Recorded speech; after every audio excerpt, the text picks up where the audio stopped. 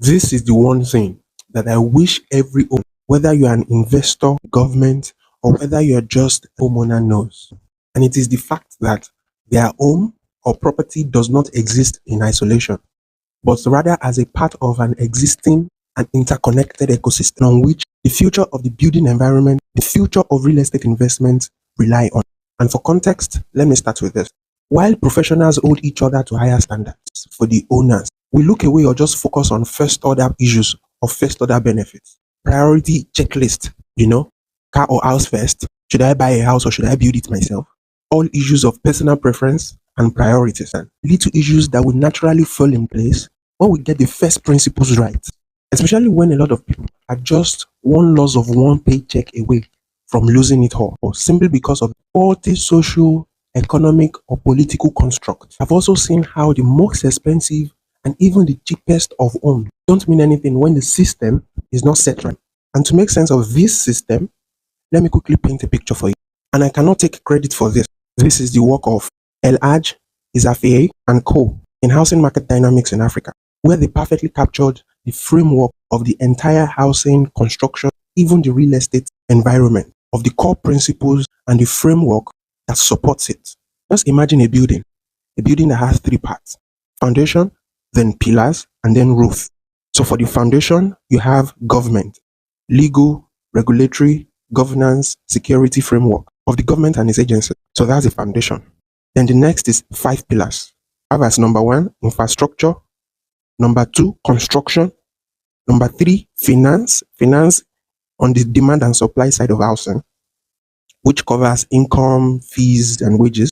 Number 4, you have informal settlement, slums. And sometimes soon we'll discuss how that matters. And number 5, you have land. So foundation first, then infrastructure, construction, finance, slum, and land. And then the roof is where you have the financial sector. Once we get these 7 foundations right, it becomes easier to get housing right. It becomes easier to get real estate investment right. My hope is that this revives a better consciousness to how much we need to revive and rethink our first principle system rather than just focus on the first order benefits. My friend demanded accountability from his local government authority because under the leadership of the chairman, the local government installed a basic entrance gate and then hosted a commissioning event where obviously the amount spent on the commissioning was more than even the inflated cost of installing the gate itself. And as dramatic as that sounds, members of the same community decided to drag my friend instead of hold the local government council accountable. So if we ask every Nigerian now to point out every areas of sector that the government has failed, I'm sure that for the next 2 weeks, we'll still be recording that. But if the term social responsibility means that every citizen is actively involved in ensuring accountability, transparency, responsibility, governance, so that every member can enjoy the benefits of a functional, equitable society, such as growth and a better and inclusive environment for everyone, then it means that everyone is automatically a part of the government. So if, like I said earlier, the government is the foundation on which housing, real estate, and even the construction industry thrives, then it means that we, the people, are very important for the success or failure of housing. So this may be that difficult conversation that many people do not want to have. Because if we say, number 1, the people, that is you and I, make up the government, and number 2, that government is the foundation that determines whether everything housing or real estate will fail or succeed. And if number 3, we are all ready and eager to point fingers at the government for the failure of the housing and real estate sector, then number 4, we the people, that is you and I, are then equally responsible for the failure of the housing industry, simply because we forget and neglect our part in social responsibility. Generally, we typically defer everything to leadership, and we only pray or wait for an external force or a big voice comes along to advocate for things to change. But I'm sure that if there is anything the Falanos, the Scott Igunas, or the VDMs will tell you, is the fact that government is everybody's responsibility. And good governance requires everybody's participation. And the interesting part of this is most times the big changes come in little things. And sometimes big changes are driven by little actions. And doing as simple as lending your voice or supporting community action is all that is needed. So yes, I believe it is in taking social responsibility serious in all of its ramifications that we can set this government right, that we can set the foundation for anything progressive, for anything positive development, and anything sustainable right. So if I will leave you with anything, it is that we the people are the government, and every housing success or failure starts from us. From us rethinking our habits, attitude, culture, and participation towards social responsibility. Housing finance happens to be the cornerstone on which everything housing is built. It is the creativity on which we make finance available that determines how successful any housing program or housing intervention will be, or how well it will trickle down. There is a demand side of finance, which is the person who needs the home, and there is a supply side, which is everyone involved in making the home available. Everything that happens on the demand side rests solely on income.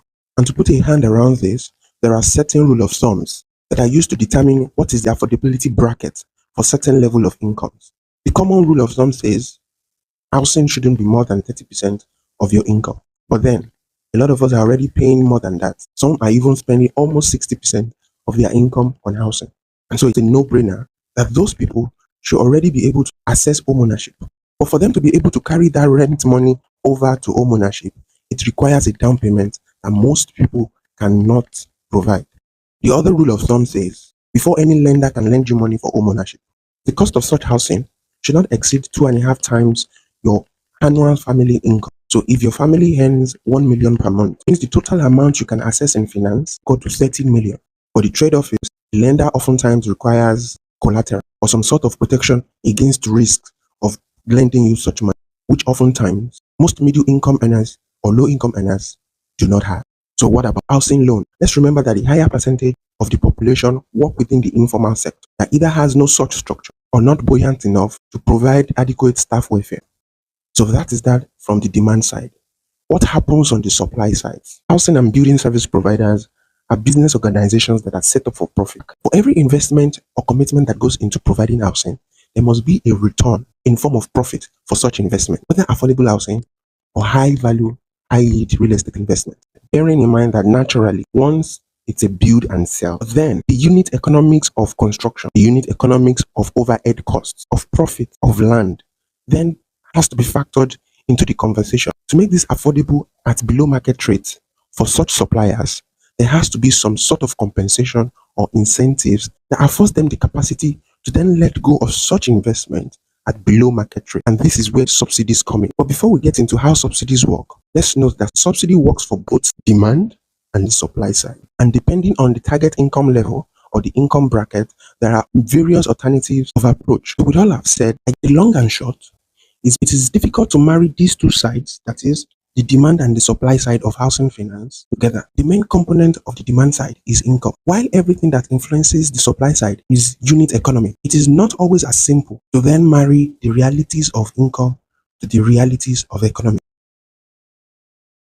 We've established that the main challenge in housing finance is in aligning the realities of household incomes to the reality of the unit economics of cost on the housing supply side. In essence, what that means is number one, income is too low and too unstable to meet lending criteria. And two, housing suppliers in the form of builders, contractors, and developers are not charity organizations. And so they have to make profit on their investments in housing. And I think once we've identified the problem, we can also see the roadmap for how to solve these problems, especially as it relates to the Nigerian context. Because of course, one road does not enter markets. But then we must also be very careful to not just copy paste things that are done in other areas, that their realities are different from our own. And the number one is the income level in Nigeria is really low, and Nigeria falls within the topmost nations with the highest income to cost housing ratio.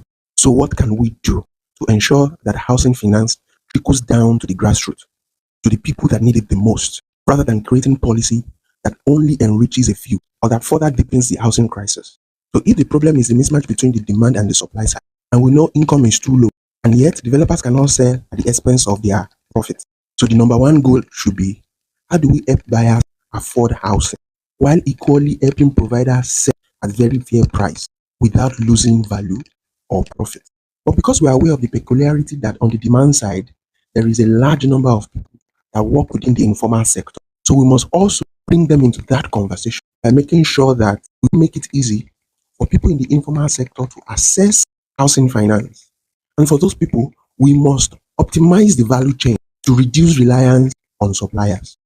How do we combine these two goals into meaningful tactics or into meaningful strategies? So, number one, we must raise income to ensure that earning power increases to improve lending or buying power. Number two, we must restructure housing policies to extend and cover even those that work within the informal sector. Number three, we must provide incentives and subsidies, cushion profitability for suppliers, and equally on the demand side, that is, provide subsidies directly in forms of housing loans and credits. This will help more people to access housing directly through self-help assisted programs. And then ultimately, we must rethink how we fund, how we build, and how we own homes. You can start to see how the amount of possibilities of interventions that can happen from this framework are unlimited. But what I will personally dwell more on is rethinking how we fund, build, and own homes to see how well we can play around cost from the supply side and see how we can help demand side absorb these costs themselves. And a simple way to achieve this, especially for cities like Lagos, is through community-led housing. The interesting thing is, these are instruments that we are familiar with already. Cooperative societies, age groups, co-op housing, fractional ownerships, integrated partnerships. They are easy to adopt and adapt to the realities of cities and city dwellers. First of all, let's push aside all the small headache that are typical when land comes up. Because before we come to the cost of land itself, there are 7 overarching considerations that makes land that core pillar that supports adequate housing than just where your house will sit. For you to understand how important these 7 considerations are, just bring to mind or Google the shocking numbers of public housing that the people have abandoned. These considerations are so important that they make up the UN's housing right to live in peace, security, and dignity. The first is security of tenant. The focus here is to ensure that title ownership and documentation is well laid out to protect owners and occupants from unwanted eviction, whether they are renting or whether they own the property. Number 2, availability of basic living amenities and connected infrastructure network. This is why I have often stressed that a cheap land is not always affordable if it is not within an existing network of basic living amenities and infrastructure. And number 3 is about affordability. And affordability goes beyond price alone and focuses more on not compromising quality of life or stability, such as sacrificing your child's school fees because you are buying land. Number 4, habitability. That is, the living conditions must be dignified and decent enough to support your lifestyle. Then 5, accessibility. This is different from connection to road network to infrastructure in the sense that this covers the issues of safety, security, and well-being. Does the land constitute an health hazard, or how close or how far away is it for emergency, health, and security services? The number 6 is location. And the most important thing that location should offer you is the access to opportunity. How far or how close does it bring you to social or economic opportunities? And 7 is cultural adequacy. This could also be termed as cultural identity or cultural significance of the people, of the owners of the land or the occupants. Yes, I am aware of the shortcomings of governance and how it affects real estate transactions and housing interventions. However, the bigger issue here is the fact that it is the society that determines and places a value on land. Yet, that same society that places the value on the land cannot capture the full benefits or the full value of same land when it's needed. This is primarily due to the fact that we've only focused on a few, maybe 4 or 5 out of possible 11 or 12 opportunities to capture the value in land. Let's bring it home. What most of us are familiar with is land banking, land sales or lease, communal land trust, and maybe land value tax. In fairness, I also acknowledge the fact that these are the low-hanging fruit that are easy and quick to yield a return. But this brings me to the main point of this matter, that with the Nigerian housing crisis, it is high time we embrace other land-based finance models. So, let's break down these land-based finance models in the next one. How did Lagos expansion happen? Lagos expansion came through rapid unplanned low density occupation of the city outskirts because a lot of people found the center too expensive and naturally settled for the outskirts. And after a while, as the population grew, the government came in to put a little bit of structure. But the adverse effect of this is the more the city outskirts grew, the more it became expensive for new people to afford. And this is why going further has become unsustainable for a lot of people, making it imperative that we find alternative ways how individuals and groups of people can come together to take advantage of land and create better and sustainable communities for themselves and their families. So this goes in 2 ways. There's a development-based approach and there is a community-led approach. Development-based simply means that you have the land already, but you are being creative about how to build or develop the property such that it can achieve more and possibly generate more housing or more revenue that can be plucked back or reinvested to generate more housing.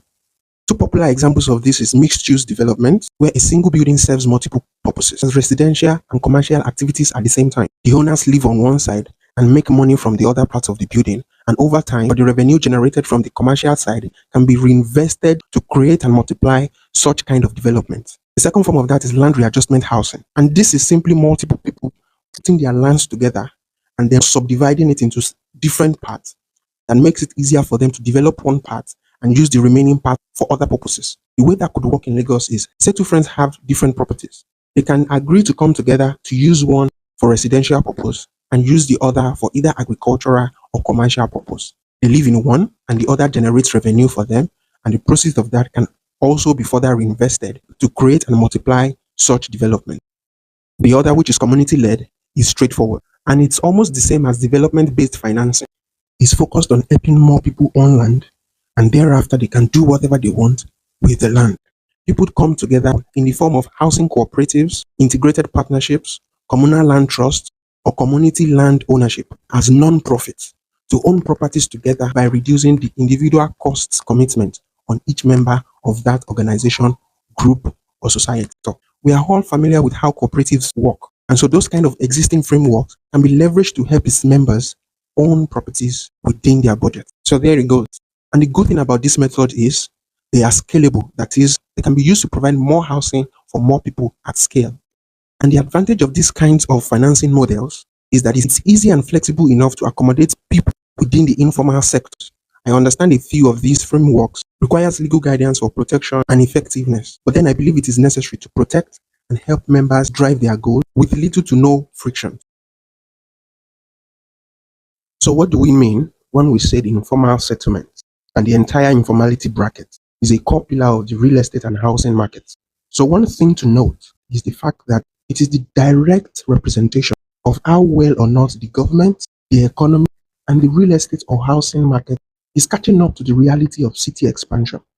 So the best way to determine how well the economy of a state is responding to city expansion is to notice and pay attention to how the slum is expanding. So for the sake of just defining what this informality bracket comprises of, we have the informal settlements, we have the informal economy sector, and a fair share of the private sector. Can you see already that this bracket represents more than 60% of the Nigerian's population and its economy? So that's the number one. Another reason that makes the informal bracket that essential is the fact that it combines all sectors of the economy that do not work within the formal sector. And that number is a lot. And that brings me to the third reason, as they are the primary source of labor, political, economic, and social workforce. That is, they literally power and drive the economy. I mean, if you're in doubt, all you have to do is just pay attention to what goes on within the slums around election periods. But let's just focus on why it is important to the provision of affordable housing and also to the city development. And that is the main part of the conversation, that slums function as the unregulated, low-cost alternative to formal, expensive systems that represent how well or how poorly the housing situation of a city is. And this is why we're not here to discuss how to eliminate slum. Not because the people who live in slums don't deserve better, but just because these are people who are simply trying to do the best they can within the little that they have. Let's bring this home to a few affordable housing standards and lessons that slums and informal settlements teach us that are applicable to the development of affordable housing and organic communities. And number one is, housing reforms requires creativity in handling land, materials, construction, and labor. The amount of creativity that the informal settlement employs is worth studying and incorporating into our housing policies. Second is, slums are typically always located close to core business or economic districts because even for slum dwellers, proximity to opportunities is important. And so in the formulation of housing policy or creation of affordable housing, proximity to economic opportunities is as important as even the housing themselves. The third lesson is that cutting your cloth according to your size is a strategy. And four, that there is strength in numbers. And we can unlock more possibilities, more potential, more value in efficient land use, in construction cost saving, when we leverage the power of community. So rather than seeing informal settlements as a problem, I see it as an embodiment of a lot of lessons for immediate shelter, adaptive livelihood, and affordability standards. Two separate incidents happened in a country that I resided about 2 years ago. The first is that the equivalent of the state government was conducting a population census, and all they needed to do was connect all their data points from utility bills to immigration data and just a little physical head count, which was actually documented digitally to provide further context to the data they had already. And when I got into a conversation with one of the agents, he opened my eyes to how the country and state had data for everything. And so it was no surprise, and this is the second incident, when a family friend, Nigerian, had some real estate interest and walked into the planning office to request for the city layout of the area he was interested in, all on the basis of the fact that he was interested in buying land in that area to release the layout to him. Why does this matter? First and foremost, that country globally ranks amongst the country with the lowest housing deficit. So as we round up this Back to the Principles series, yes, we know every part is important, but at the end of the day, it all comes down to two important things: the instruments of the government and the plans and aspiration of the people. And the particular reference that comes to mind right now is the recent announcement of Lagos State government to extend the rail lines to other parts of the state. And what I would have expected for a forward-thinking government was to publish and make available the layout of this rail line and make it accessible to every member of the public that needs that information. But rather, let's make noise about it and make it another avenue for people to lose their money to unscrupulous practices or empower other people who make money from the failure of the system. I mean, this is such a simple information that can be published to allow anyone with real estate interest to plan their investments accordingly, especially to protect themselves against contravening the Lagos Master Plan. While I do not get into advocacy, I equally acknowledge the fact that government and its agency, especially the planning agencies, haven't done well enough to even educate the people about why regulation, about why compliance is necessary. It seems planning to the government is just a form of revenue generation.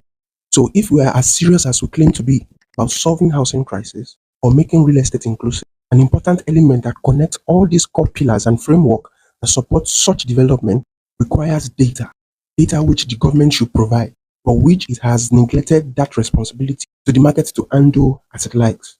Housing needs data. Housing needs planning information. And this needs to be publicly available, to be publicly accessible, publicly reachable, and not just be opportunity for people to profit from the failure of the system.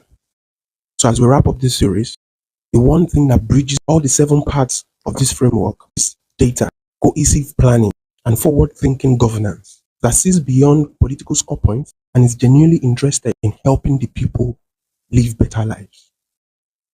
I hope this helps.